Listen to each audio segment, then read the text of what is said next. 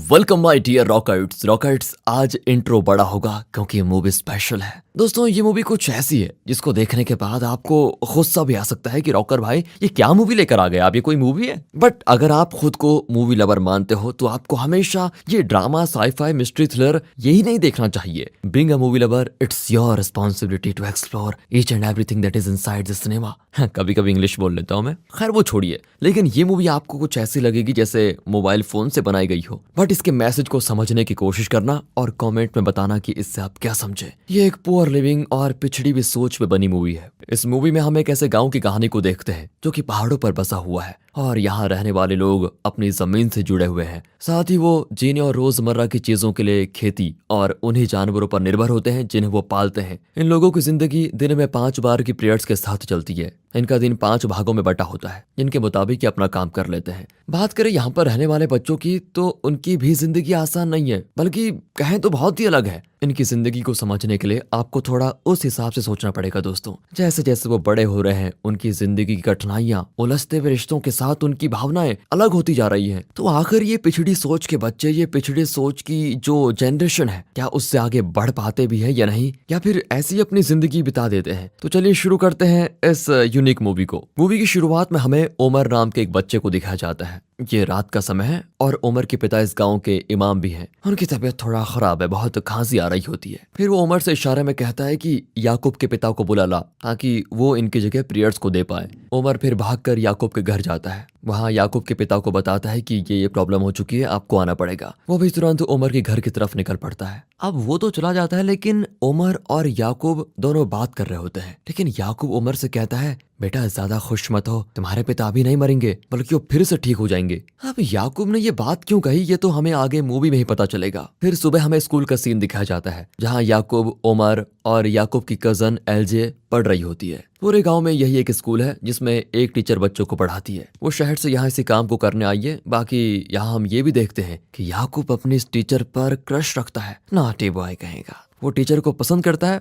बचपन में हो जाती हैं दोस्तों ऐसी गलतियां। कहीं आपका भी बचपन में किसी टीचर पर क्रश तो नहीं था? नहीं होना चाहिए वैसे तो। इसके बाद हमें एल्जे के पिता और याकूब के पिता को दिखाते हैं, जो दोनों भाई हैं और दोनों के पिता दोनों को उल्टा सीधा सुना रहे होते हैं। याकूब के दादाजी कहते हैं, मैंने तुम्हें अपना खेत दिया लेकिन तुम दोनों ने उस पर कुछ भी नहीं किया। हालांकि एल्जे के पिता ने अपने पर्सनल खेत में थोड़ा बहुत कुछ बोया होता है, बट याकूब के पिता ने ना तो अपने खेत में और ना ही दादाजी के दिए हुए खेत में कुछ बोया होता है। और यहाँ से एक चीज साफ नजर आती है कि याकूब के दादाजी याकूब के पिता को ज्यादा नहीं मानते। और रही बात एल्जे के पिता की, तो उन्हें वो अपना लायक बेटा मानते हैं क्योंकि वो थोड़ा बहुत काम कर लेता है। इसी भेदभाव की वजह से याकूब के पिता हमेशा निराश रहते हैं। फिर हम याकूब और उमर को देखते हैं। इन दोनों लड़कों की लाइफ समझ में नहीं आती और छोटी उम्र में ही दोनों मस्त चट्टान के ऊपर सुट्टे मार रहे होते हैं, जैसे बस इन्होंने जिंदगी में सब कुछ हासिल कर लिया हो और अब एंजॉय करने का टाइम हो। खैर तभी उनकी नजर एक आदमी पर पड़ती है जिसने एक चिड़िया का शिकार किया होता है, पर वो उस चिड़िया को बिना उठाए लेके चला जाता है। ये दोनों उसको मस्त पकाकर खाते हैं, पर उसका स्वाद एकदम जहरीला होता है। इससे दोनों समझ जाते हैं कि वो शिकारी इसको क्यों नहीं लेके गया। फिर दोनों अपनी नादानी पर हंसने भी लगते हैं। आगे इमाम को देखने के लिए डॉक्टर आता है। वहाँ पर इमाम का छोटा भाई अली भी होता है, जो कि पढ़ने में काफी अच्छा है और इमाम उमर से ज्यादा अली को ही प्यार करता है। दरअसल इमाम की जो पहली बीवी थी उसकी मौत हो गई थी। इमाम ने दूसरी शादी की तो उससे अली का जन्म हुआ, यानी कि अली उमर का सौतेला भाई है, जिसकी वजह से हर वक्त उमर को कुछ ना कुछ सुनना ही पड़ता है। और कभी कभी तो इमाम उमर पर हाथ भी उठा देता है। यही वजह होती है कि उमर अपने पिता की मौत चाहता है कि कम मरे ये, क्योंकि उसे वो प्यार नहीं मिल रहा था जो एक बच्चे को मिलना चाहिए। ना ही उसके पिता को उसकी कोई केयर थी। इसलिए जब डॉक्टर इमाम को ठंड से दूर रहने के लिए कहता है तो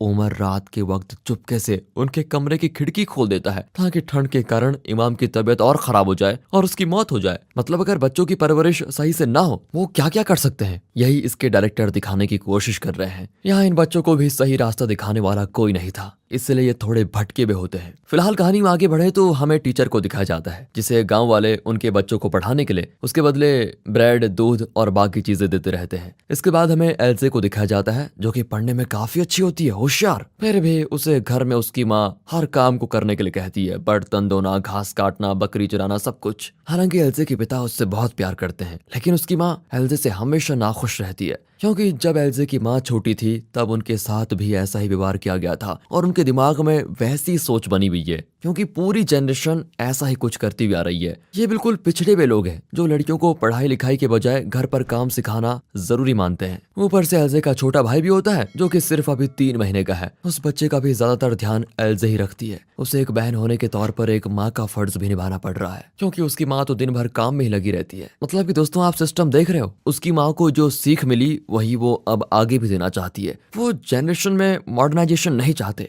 और इसलिए एल्जे पढ़ने में इतनी होशियार है, फिर भी उसे काम काम काम ही दिया रहता है। दूसरी तरफ इस गांव में एक अकबर नाम का लड़का भी रहता है जो कि अनाथ है, और वो अहमद नाम के एक आदमी की भेड़ बकरियां चलाने का पूरा काम करता है। वो एक पेड़ से फल तोड़कर खाने लगता है तो उसी दौरान अहमद उसको देख भी लेता है, और बस इतनी सी बात के लिए अहमद उसे जानवरों की तरह पीटता है। यहाँ दिखाते हैं तो हमेशा की तरह उमर अपने पिता को बीमार रखने के लिए रात को चुपके से उनके कैप्सूल को खाली करके वापस रख देता है। मतलब क्या सोच है इन बच्चों की। फिर हम टीचर को देखते हैं जो कि सभी बच्चों को आज बाहर लेकर आई है। तभी अचानक उनके पैर में कांटा चुभ जाता है, जिसे याकूब किसी हीरो की तरह बाहर निकालता है, और इस दौरान उसे टीचर के पाँव छूने का अवसर मिल जाता है। साथ ही उनके पाँव का खून याकूब की उंगली पर लग जाता है, जिसे वो साफ नहीं करता। मतलब उसकी सोच ये है कि ये टीचर का खून है तो इसे साफ नहीं करूंगा, मतलब संभाल कर रखूंगा। वो ये बात उमर को तो नहीं बताता, लेकिन उमर ये देखकर समझ जाता है कि ये टीचर को जरूर पसंद करता होगा। वहीं अहमद, जिसने अकबर को बुरी तरह मारा था, उससे जब पूछा जाता है कि तुमने उसे क्यों मारा, तो वो कहता है इस गांव के सभी पिता इसी तरह तो अपने बच्चों को मारते हैं। मैंने भी कुछ वैसा किया तो मेरे ऊपर उंगली क्यों उठा रहे हो? और मैंने उसे मारा इसीलिए ताकि वो किसी और की चीजों को कभी छुए ना। यहाँ सभी बाप अपने बच्चों के साथ यही तो करते हुए आ रहे हैं। ये कहकर वो भी अपने रास्ते निकल जाता है। इस बात पर कोई एक्शन नहीं होता।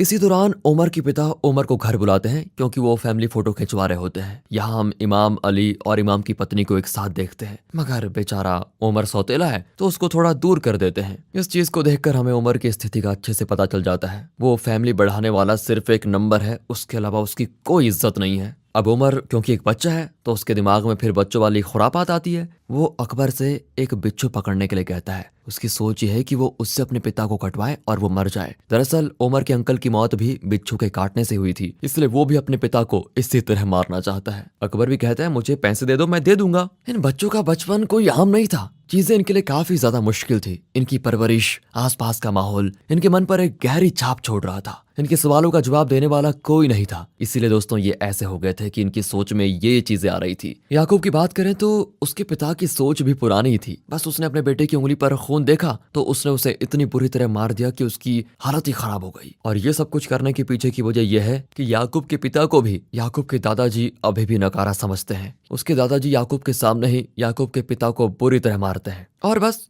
इन सब का गुस्सा याकूब के पिता अपने बीबी और बच्चों पर उतारता है। मतलब एक ही सोच चली भी आ रही है, दादा से बेटे में, फिर बेटे के बेटे में, और यही कंटिन्यू चलता रहेगा। आगे याकूब और उसकी माँ के बीच की बातचीत से हम समझ पाते हैं कि याकूब की माँ प्रेग्नेंट है और वो कुछ ही दिनों में बच्चे को जन्म देने वाली है। हालांकि इससे पहले भी वो एक बार प्रेग्नेंट रह चुकी है, लेकिन याकूब के पिता ने उसे इस कदर मारा कि उसका मिसकैरेज हो गया। लेकिन इस बार वो एक लड़के की होने की उम्मीद कर रहे हैं। इधर अकबर उमर को एक बिच्छू ला कर देता है, जिसे वो एक बॉक्स में बंद करके अपने पास रख लेता है। इसी बीच हम एल्जे को देखते हैं जो कि अपने छोटे भाई को खाना खिलाकर उसका डायपर चेंज कर रही है, सब कुछ कर रही है। यहाँ तक कि जब वो घर पर पढ़ रही होती है, इस दौरान भी उसे अपने भाई की रोने की आवाज आती है, तो ना चाहते हुए भी उसे अपने भाई को घुमाने ले जाना पड़ता है। इस तरह एक दिन जब वो अपने भाई को गोद में लेकर बाहर निकलती है तो अचानक से लड़खड़ा कर गिर जाती है। उसके हाथ से बच्चा छूट जाता है तो फिर उसे काफी चोटें आती है, यहाँ तक कि उसे तुरंत डॉक्टर के पास ले जाना पड़ता है। और फिर एल्जे की माँ उसको इतना मारती है कि तुम्हें बच्चे को संभालने का कोई लंग ढंग नहीं आता। वो इतना मारती है कि एल्जे को सदमा लगकर वो बेचारी बेहोशी हो जाती है। अत्याचार पे अत्याचार किए जा रहे हैं, बताओ। फिर उसके पिता उसे उठाकर लेके जाते हैं। भला एक छोटी सी बच्ची कैसे एक माँ की जिम्मेदारी निभा सकती है? आप खुद ही सोचिए, आखिर वो भी तो एक बच्ची है। यहाँ पर हर लड़की के साथ यही व्यवहार किया जाता है ताकि वो मैच्योर होने से पहले ही जिम्मेदार बन जाए। दूसरी ओर उमर और याकूब जब एक पहाड़ी पर साथ में खड़े होते हैं तो उमर का भाई अली उसकी तरफ आ रहा होता है, जिसे उमर तुरंत वहां से जाने के लिए कहता है क्योंकि वो वहां से गिर सकता है। फिर जब अली बात नहीं मानता तो उमर उसे पत्थर से डराकर भगाने की कोशिश करता है, लेकिन वो पत्थर गलती से अली के सर पर लग जाता है। और फिर क्या था, इस कारण इमाम उमर को काफी ज्यादा मारता है कि ऐसे करोगे अपने भाई के साथ। अब उस दिन उमर का मन कर रहा था कि बस वो बिच्छू से मैं इस इमाम को खत्म कर दूं, लेकिन वो ऐसा नहीं कर पाता क्योंकि बॉक्स में बंद रहने की वजह से बिच्छू की मौत हो चुकी थी। फिर एक दिन उमर को मौका मिलता है कि वो इमाम को पहाड़ी से धक्का दे दे, लेकिन वो ये भी नहीं कर पाता। मतलब बच्चे वाली सोच है, लेकिन फिर भी वो करेगा कैसे। उधर याकूब को दिखाते हैं तो एक दिन जब वो फ्रेश मीट अपनी टीचर को देने जाता है, तभी वो देखता है कि उसके पिता टीचर को कपड़े बदलते हुए चुपके से देख रहे हैं। बदतमीज कहीं के। ये देखकर याकूब को बहुत बुरा लगता है कि मेरा बाप कैसा हो गया है। उसके पिता तो याकूब को हर बात को मारकर ही समझाते हैं और उसकी इस हरकत को देखकर याकूब भी उमर की तरह अपने पिता से सख्त नफरत करने लगता है और उसके मन में भी ख्याल आता है कि वो भी अपने पिता को मार दे। वो भी अकबर के पास जाता है, उसको पैसे देता है और बिच्छू लाने के लिए कहता है। दोस्तों देख रहे हो आप, तीनों ही बच्चे मतलब कैसे दुखी हैं। उनकी लाइफ में आगे बढ़ने का कोई चांस ही नहीं है क्योंकि इस तरह का पारिवारिक माहौल उन्हें मिल रहा है। फिर एक दिन जब याकूब स्कूल में होता है तो उसे अपने भाई के जन्म लेने का पता चलता है, जिसे देखने के लिए वो तुरंत घर की ओर निकलता है। उसकी माँ ने एक प्यारे से बच्चे को जन्म दिया है, जिसे देखकर पहले याकूब बड़ा खुश होता है, पर अगले ही पल उसके चेहरे की हंसी गायब हो जाती है क्योंकि उसे पता चलता है कि अब वो बड़ा भाई है और अब उसके हिस्से का प्यार इस बच्चे को मिलेगा। उसकी भी हालत उमर और एल्जे जैसी हो जाएगी। इधर उमर के पिता की तबीयत फिर से खराब हो जाती है और हमेशा की तरह उमर का मन करता है कि आज वो अपने पिता को मार दे, लेकिन वो चाह कर भी ऐसा नहीं कर पाता। वो बाहर जाकर फूट फूट कर रोता है कि मेरी जिंदगी क्या हो गई है। दोस्तों मैंने आपको पहले कहा था ये मूवी एक अलग एक्सपीरियंस कराती है। इस मूवी में हमें बच्चों के कोमल हृदय पर पड़े घावों को दिखाया गया है, जो दिखते नहीं मगर गहरे बहुत होते हैं। देख रहे हो उनकी परवरिश कैसी रहती है। उनकी परवरिश किसी फूल की तरह करनी चाहिए थी, लेकिन उनको कांटे की तरह सब कुछ दिया जाता है। और अब ये साइकिल दोस्तों ऐसी ही चलती रहेगी क्योंकि दादा से जो सीख बेटे को आई, बेटे से उसके बेटे में, एंड इनकी भी सोच वैसी रहेगी तो आगे ये साइकिल कंटिन्यू चलती रहेगी। अब दोस्तों आप बहुत इंटेलिजेंट है, मुझे पता है। यहाँ पर आप डायरेक्टर की सोच कमेंट्स में बताइएगा कि वो क्या दिखाना चाहता है, क्योंकि आप भी कमेंट्स में अपना मूवी सेंस दिखाइए और हमारे दूसरे चैनल मूवीज वेदर को सपोर्ट कीजिए, सब्सक्राइब कीजिए। मिलते हैं अगली वीडियो में, तब तक के लिए गुड बाय, ख्याल रखिए अपना, and finally thanks for watching.